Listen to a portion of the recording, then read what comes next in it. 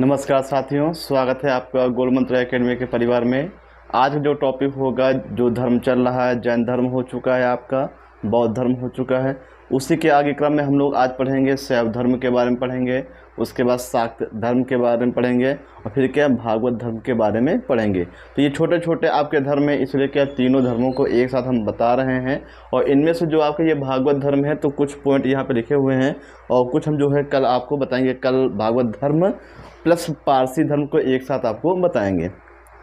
तो चलिए आज स्टार्ट करते हैं। हम लोग स्टार्ट करते हैं शैव धर्म के बारे में पढ़ेंगे और पीछे हम लोग क्या है बौद्ध धर्म के बारे में पढ़ चुके हैं। इसका नाम ही है शैव। क्या है आपका शैव? शिव के उपासक या फिर भगवान जो भोलेनाथ है, इनके जो उपासक हैं, इनको मानने वाले हैं। तो प्राचीन काल में वो शैव धर्म कहलाते थे। क्या कहलाते थे? शैव धर्म कहलाते थे। तो यहाँ पे आपको याद रखना है कि शिव के उपासक क्या कहलाते थे?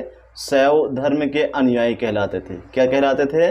शैव धर्म के अनुयायी। क्वेश्चन पूछ ले कि शिव के उपासक कहलाते हैं, ये हिंदी में पूछा जाता है अनेक शब्दों में। एक शब्द में शिव के उपासक क्या कहते हैं? शैव कहते हैं। क्या कहते हैं?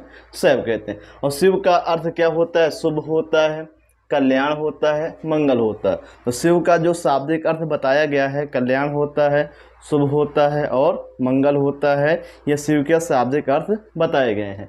आगे हम देखेंगे शिवलिंग का जो सबसे पहले उल्लेख है किस व्यक्ति ने किया है, ये आपको याद रखना है। तो आपको पता होना चाहिए कि एक आपके योग प्रवर्तक थे, उनका नाम था महर्षि पतंजलि। महर्षि पतंजलि। तो महर्षि जो पतंजलि हैं, ये योग दर्शन के प्रवर्तक हैं। किस दर्शन के? योग दर्शन के प्रवर्तक हैं। तो इनकी एक किताब है, इनकी एक क्या है? किताब है। और उस किताब का नाम है महाभाष्य। क्या नाम है? महाभाष्य। तो महाभाष्य ये किताब है किसकी? महर्षि पतंजलि की है। और इसी किताब में इन्होंने शिवलिंग का सर्वप्रथम क्या है? उल्लेख किया है। क्वेश्चन आएगा कि सर्वप्रथम किस व्यक्ति ने शिवलिंग का उल्लेख किया है। तो आपको याद रखना है कि महर्षि पतंजलि ने किया है। पुस्तक का नाम क्या है? महाभाष्य। क्या है? पुस्तक का नाम महाभाष्य। तो ये चीज़ आपको याद रखना है। इन्होंने अपनी किताब महाभाष्य में सर्वप्रथम शिवलिंग का उल्लेख किया है। और ये किस क्या कहते हैं, किस दर्शन के प्रवर्तक हैं? तो योग दर्शन के प्रवर्तक हैं। कौन? महर्षि पतंजलि। और महर्षि पतंजलि जो है ये पुष्यमित्र शुंग के दरबारी रहे हैं, जिन्होंने सर्वप्रथम क्या है 2 अश्वमेध यज्ञ कराए थे। कौन? पुष्यमित्र शुंग। तो उन्हीं के दरबारी थे कौन? ये महर्षि पतंजलि। और इन्होंने किताब लिखी है महाभाष्य। और महाभाष्य में इन्होंने जो लिंग पूजा का या फिर शिवलिंग का उल्लेख किया है। आगे हम देखेंगे कि ऋग्वेद में भगवान शिव के लिए किस शब्द का प्रयोग किया गया है। तो ऋग्वेद में भगवान शिव के लिए रुद्र नामक देवता का प्रयोग किया गया है। ऋग्वेद में भगवान शिव के लिए रुद्र नामक देवता का प्रयोग किया गया है। अब देखेंगे हम लोग कि अथर्ववेद में भगवान शिव के लिए किस शब्द का प्रयोग किया गया है, ये आपको याद रखना है। तो देखिएगा, अथर्ववेद में भव कहा गया है, सर्व कहा गया है, पाशुपति कहा गया है और भूपति। तो अथर्ववेद में भगवान शिव को क्या कहा गया है? भव कहा गया है, सर्व कहा गया है, पाशुपति कहा गया और भूपति कहा गया है। ये आपको याद रखना है। नेक्स्ट है आपका कि लिंग पूजा का जो क्या कहते हैं स्पष्ट वर्णन किसमें मिलता है? सबसे पहले तो आपको याद रखना है मत्स्य पुराण में। किसमें मिलता है? मत्स्य पुराण। जैसे आप लोग पढ़ चुके हैं कि पुराणों की संख्या 18 होती है और उपनिषद की संख्या 108 होती है। और जितने भी 18 आपके पुराण हैं, उन सभी पुराणों में मत्स्य पुराण जो है सबसे प्राचीन पुराण है। और इसी पुराण में जो है लिंग पूजा का वर्णन किया गया है। आगे हम देखेंगे कि वामन पुराण में शैव संप्रदाय की 4 शाखाएं बताई गई।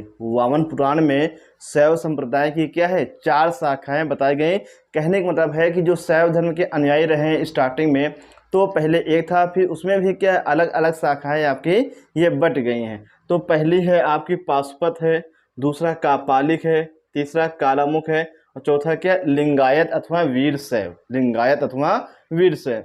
जो पहला है आपका ये सबसे पाशुपत संप्रदाय, ये सबसे प्राचीन संप्रदाय है। तो सबसे प्राचीन शैव संप्रदाय कौन सा है? पाशुपति है। और इसके जो क्या कहते हैं मुख्य प्रवर्तक कौन रहे हैं? ये लकुलिश रहे। कौन रहे हैं? लकुलिश रहे हैं। और पाशुपत संप्रदाय के जो अनुयायी रहे हैं उन अनुयायियों को पंचार्थिक कहा गया। क्या कहा गया है? पंचार्थिक कहा गया। तो आपको ये याद रखना है, सबसे प्राचीन शैव संप्रदाय में कौन सा रहा है? पाशुपत संप्रदाय। और इसके जो क्या कहते हैं प्रचारक या संकलनकर्ता कौन रहे हैं? लकुलिश रहे हैं।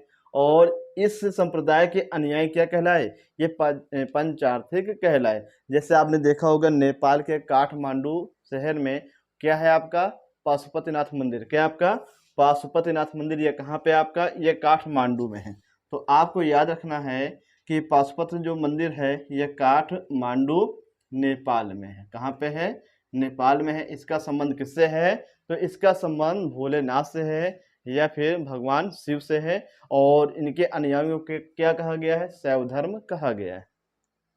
दूसरा है आपका कापालिक। दूसरा संप्रदाय क्या है आपका? कापालिक। और कापालिक संप्रदाय के जो इष्ट देव थे वो भैरव थे। कौन थे? कापालिक संप्रदाय के जो इष्ट देव रहे हैं वो भैरव थे। तीसरा है आपका कालामुख। तो कालामुख के जो अनुयायी रहे हैं उन्हें क्या कहा गया? महाव्रतधर कहा गया। कालामुख के जो अनुयायी रहे हैं उन्हें क्या कहा गया है? महाव्रतधर कहा गया है। और कालामुख जो संप्रदाय का उल्लेख है ये कहाँ पे मिलता है? शिव पुराण में मिलता है। कहाँ पे मिलता है? शिव पुराण में कालामुख संप्रदाय का उल्लेख मिलता है। चौथा है आपका है लिंगायत अथवा वीर शैव। तो इसके जो अनुयायी हैं उन्हें क्या कहा गया है? जंगम कहा गया है। तो इस प्रकार से हम लोगों ने देखा कि जो शैव धर्म जो है ये 4 संप्रदायों में बटा है। पहला पाशुपत है, दूसरा कापालिक है, तीसरा कालामुख है और चौथा लिंगायत या वीर शैव। और पाशुपतिनाथ मंदिर कहाँ पे है? यह काठमांडू नेपाल में है। आगे हम देखेंगे कुषाण शासकों की मुद्रा पे शिव और नंदी का एक साथ अंकन मिलता है। कुषाण जो आप लोग पढ़े हैं जिसके संस्थापक विम कडफिसस रहे हैं, लेकिन इसका सबसे प्रतापी जो शासक रहा कौन रहा है? कनिष्क रहा। कुषाण वंश का सबसे प्रतापी शासक कौन हुआ है? कनिष्क रहा है। और इसने ही 78 ईस्वी में शक संवत को चलाया है, जिससे भारतीय संविधान ने जो है 22 मार्च 1957 को राष्ट्रीय पंचांग के रूप में स्वीकार किया गया है। इसे किसने चलाया था राष्ट्रीय पंचांग को? 78 ईस्वी में कनिष्क ने चलाया है। किस वंश का राजा है? ये कुषाण वंश का सबसे प्रतापी राजा है। और इसी वंश के समय में जो सिक्के जारी किए गए थे तो उन सिक्कों पे भगवान शिव और नंदी का एक साथ चित्र बनाया गया था। क्वेश्चन पूछेगा कि भगवान शिव और नंदी जो है इनके चित्र सिक्कों पे ये छपवाए गए थे, ये किस वंश के राजाओं ने छपवाया है? कुषाण वंश के राजाओं ने छपवाया है।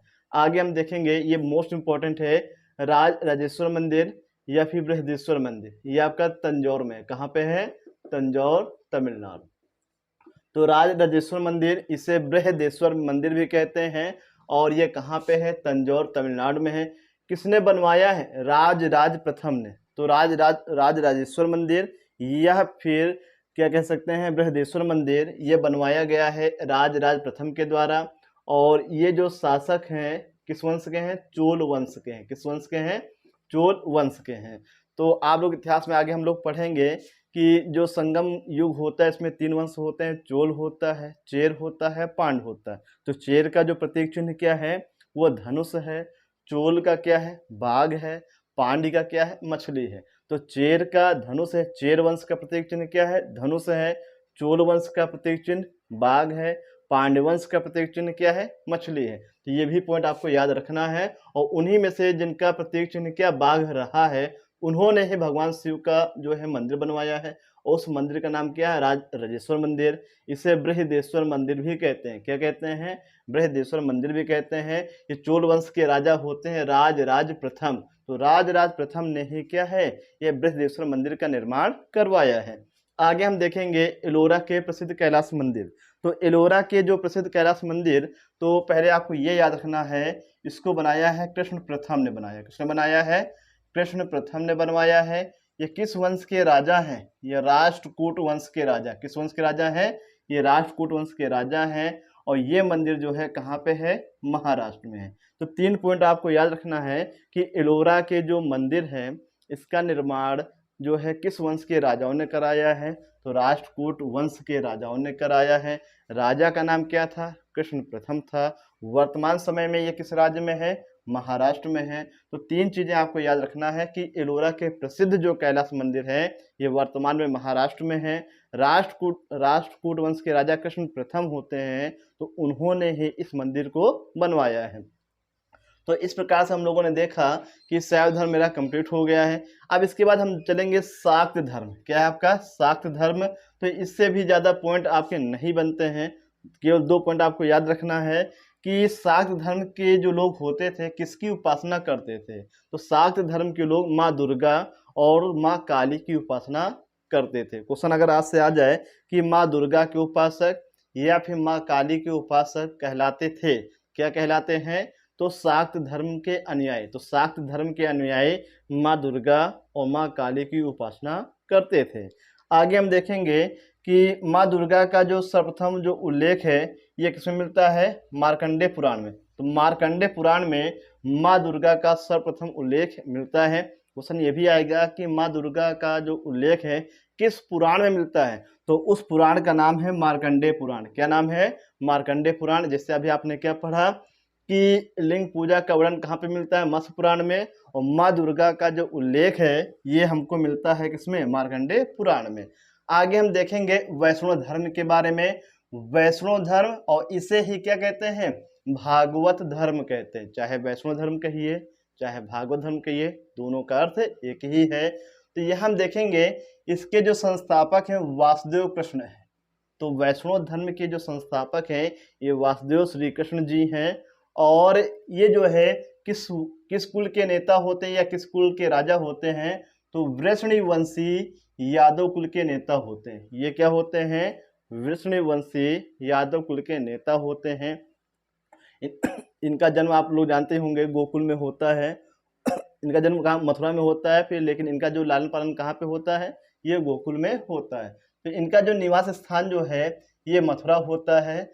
अब देखिए छांदोग जो उपनिषद है, छांदोग जो है उपनिषद, तो क्या देखेंगे हम लोग? छांदोग उपनिषद। तो छांदोग उपनिषद में श्री कृष्ण के बारे में जानकारी मिलती है। क्या मिलती है? कि श्री कृष्ण की माँ का नाम क्या था? देवकी था। इसलिए इन्हें क्या कहा जाता है? देवकी पुत्र कहा जाता है। क्या कहा जाता है? देवकी पुत्र कहा जाता है। और इनके गुरु का नाम क्या था? घोरा अंगिरस। तो ऋषि घोरा अंगिरस का शिष्य। तो जो ये श्री कृष्ण जो किसके शिष्य रहे हैं? तो ऋषि घोरा अंगिरस के शिष्य रहे हैं। तो इन दोनों शब्दों का उल्लेख छांदोग उपनिषद में मिलता है। क्वेश्चन पूछेगा कि श्री कृष्ण को देवकी पुत्र कहा गया है और घोरा अंगिरस का शिष्य बताया गया है। तो ये जानकारी किस उपनिषद से प्राप्त होती है? तो छांदोग्य उपनिषद से ये जानकारी प्राप्त होती है। तो ये आपको याद रखना है। तो आगे हम लोग देखेंगे गरुड़ स्तंभ के बारे में जानेंगे। तो गरुड़ स्तंभ के बारे में आप लोग ऐसे भी याद रख सकते हैं कि भगवान विष्णु का जो हम कह सकते हैं कि वाहन क्या रहा है? तो गरुड़ पक्षी रहा है। तो उन्हीं के नाम पे एक गरुड़ स्तंभ जो है ये जो है मिलता है। और ये आपका बेस नगर में, कहाँ पे है? बेस नगर में है। और जो है इसी में जो है श्री कृष्ण के प्रारंभिक जीवन का उल्लेख किया गया। श्री कृष्ण के प्रारंभिक जीवन का उल्लेख। तो श्री कृष्ण के प्रारंभिक जीवन का उल्लेख जो है ये किससे प्राप्त होता है? गरुड़ स्तंभ से प्राप्त होता है। आगे हेराक्लीज। तो श्री कृष्ण को हेराक्लीज कहा गया है, किसी इतिहासकार के द्वारा कहा गया है। और उस दार्शनिक और इतिहासकार का नाम है मेगस्थनीज। क्या नाम है आपका? मेगस्थनीज। तो मेगस्थनीज ने भगवान श्री कृष्ण को क्या कहा है? हेराक्लीज कहा है। ये वही आपके मेगस्थनीज हैं जो सेल्यूकस निकेटर का क्या है? ये दार्शनिक होता है। और ये राजदूत के रूप में चंद्रगुप्त मौर्य के दरबार में भेजा जाता है। जहाँ पे, कहाँ पे? चंद्रगुप्त मौर्य के दरबार में मेगस्थनीज ने इंडिका नामक पुस्तक की रचना की। इंडिका नामक पुस्तक की रचना किसने की है? मेगस्थनीज ने की है। किसके दरबार में रहकर? तो चंद्रगुप्त मौर्य के दरबार में रहकर उसी व्यक्ति ने, कौन? मेगस्थनीज ने ही श्री कृष्ण को क्या कहा है? हेराक्लीज कहा। क्या कहा है? हेराक्लीज कहा है। आगे हम देखेंगे कि भगवान विष्णु के जो है 10 अवतार बताए गए हैं और इसका उल्लेख किसमें मिलता है? मत्स्य पुराण में। तो भगवान विष्णु के 10 अवतार बताए गए हैं और इसका उल्लेख किसमें मिलता है? मत्स्य पुराण में है। तो यहाँ पे देखेंगे कौन कौन से आपके 10 अवतार हैं। तो मत्स्य, मछली का अवतार, फिर है कूर्म, कूर्म मीन्स होता है कछुआ, क्या होता है कूर्म मीन्स कछुआ, तो भगवान विष्णु ने कछुए का अवतार भी लिया था। वराह, वराह का अवतार लिया था। नरसिंह का अवतार लिया है, वामन का। तो मत्स्य है, कूर्म है, वराह है, नरसिंह है, वामन। इनके अलावा परशुराम का अवतार लिया है, राम का अवतार लिया है, और बलराम का अवतार लिया है, बुद्ध का और कल का। तो ये 10 अवतार हमको कहाँ से मिलते हैं? मत्स्य पुराण से मिलते हैं। ये किसके अवतार हैं? भगवान विष्णु के। तो इस प्रकार से हम लोगों ने पढ़ा कि भगवान विष्णु के जो 10 अवतार की जानकारी है ये मत्स्य पुराण से मिलती है। तो ये अभी भागवत धर्म हुआ है, कुछ पॉइंट आपके इसमें रह गए हैं जिसको हम नेक्स्ट वीडियो में ऐड कर देंगे। जो अगला वीडियो आपका होगा वो भागवत धर्म होगा, और उसी में हम ऐड कर देंगे पारसी धर्म को, फिर इसके बाद ईसाई धर्म हो जाएगा, फिर इस्लाम धर्म हो जाएगा, और ये सभी धर्म एक साथ हो जाएंगे। फिर हम स्टार्ट कर देंगे जो आपके राजा हैं, राजवंश हैं, महाजनपद से शुरू करेंगे, फिर जितने भी राजवंश हैं उनको हम एक एक लेके चलेंगे, और बड़े आराम से क्या है प्राचीन इतिहास जो है आपको समझ में आ जाएगा, और ये अच्छा भी लगेगा। तो आगे हम देखेंगे कि इसके बाद जो मुख्य मुख्य आपके बिंदु हैं, तो शैव धर्म हो गया आपका, और इसमें से शाक्त धर्म हो गया है, और वैष्णव धर्म हो गया, ठीक है। तो इसके बाद हम आपसे आज का जो क्वेश्चन होगा, आज का क्वेश्चन आप बताइए कि भारत का जो पहला उपग्रह है उसका नाम आर्यभट्ट है, जो कि 19 अप्रैल 1975 को प्रक्षेपित किया गया है। ये रूस के बैकानूर नामक स्थान से छोड़ा गया है। ये भारत का प्रथम तो है, लेकिन भारत से नहीं छोड़ा गया, ये रूस से छोड़ा गया।